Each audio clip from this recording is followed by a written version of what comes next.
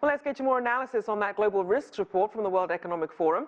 I'm joined live via Skype by Brai Odion-Esene, public policy analyst and founder of SW4 Insights. Welcome back to the show. Thank you for having me. So first of all, break down the biggest risks to the global economy according to the World Economic Forum and the consequences of not managing them well enough. Well, yes, I think the past year highlighted, and the pandemic I'm obviously referring to, highlighted how there were the underlying structural issues in the global economy that the pandemic laid bare. And I think they highlighted the fact that we need better preparedness as a global community in terms of risk assessment, in terms of better communication, better coordination, in fact, between the public and private sectors, so that next time this happens or something similar happens again, we're hopefully on a better footing to respond more effectively. And as we heard the head of the WEF say, COVID anywhere is COVID everywhere. So talk about the need for and the efforts to really coordinate the COVID response and vaccination processes around the world. Well, I mean, I think it's no understatement to say that for the global economy to recover, it's not enough for China to be doing well, or the US to bounce back, or Europe to bounce back, because if there's any hint of the pandemic anywhere in the world, it will still dent confidence. It will dent investor confidence. It will dent consumer confidence. It will impact global supply chains. And honestly, it will hold back the ability of the global economy to recover. So coordination is key. We need, a rising tide lifts all boats, as the saying goes. And I think that's especially true in this situation. And as we know, obviously, a lot of focus on trying to put out these fires around the coronavirus, but you have mass unemployment, digital inequality, and prolonged economic stagnation listed as some of the key risks over the next 2 years. So how should governments be approaching this now? I mean, I think the first step is to recognize that the key to all this is inequality, as you said, not just income inequality, but also to work a digital divide that's been made very apparent, racial divides have been made very apparent. I think being upfront with the issues that we face and not sticking our heads in the sand and assuming that simply returning to a rosier time, a la 2019, will solve everything. I think facing up to these realities and then being honest with ourselves. And honestly, we need brave leaders who are willing to confront these issues and recognize the fact that unless they tackle head-on these inequalities, both in terms of the economic inequalities and, frankly, digital inequalities, and also as it relates to climate as well, because not everyone is facing the same sort of climate impacts that we've seen in the past year or so. That willingness to acknowledge these inequalities exist, and then that willingness to commit resources to tackling them, I think, is a key first step.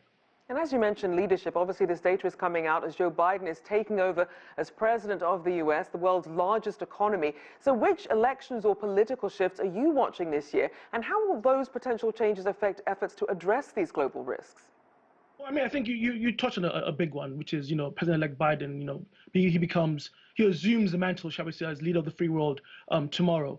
And he's already said that one of his first things he will do is to rejoin the Paris climate agreement, and he is also committed to making issues of climate change a key tenet of his first 4 years in office. And so I think that will obviously have an impact, not just on that, and he's also made clear issues of inequality, issues of a fairer economic policy will be priorities for him. So that, I think, will be key, although I view his tenure as probably split into two parts, right? The next 2 years will be vital, and then after the midterms in 2022, depending on which way it falls in terms of will the Democrats keep the majority or will they lose it, that could have a big impact. I'm also keeping an eye on Germany, where, as we know, Chancellor Merkel is set to end her very long-running tenure as head of Europe's largest economy, and that will leave quite a vacuum within European power circles, and it remains to be seen who will be selected to replace her.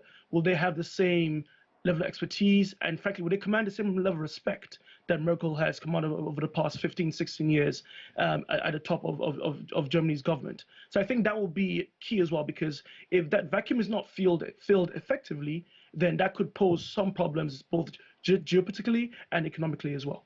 And as we know, the World Economic Forum, also known as the Davos Summit, will be virtual this year with an in-person event in Singapore in May.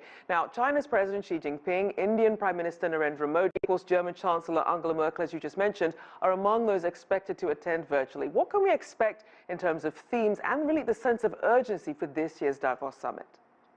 Well, I think that the overall theme is rebuilding public trust. I think the past year saw a massive erosion of public trust in government, in public institutions, in the economic policies that were in place up until the pandemic derailed a lot of things. Because like I mentioned before, and I will emphasize again, inequalities have been exposed. The fact that some people were able to work from home and not see their lives, or their incomes, I should say, disrupted all that much, while others did not have the same luxury. Or we saw, an educational divide where some children were able to, have the resources at home to not see their education disrupted too much, while others did not have that same access. So I think the priority at this forum will be to address that. We've also seen inequalities as it relates to the vaccine, where wealthier countries have been able to pretty much buy up almost all the supplies of the more effective vaccines, leaving poorer countries to scramble for their own vaccine supply. So I think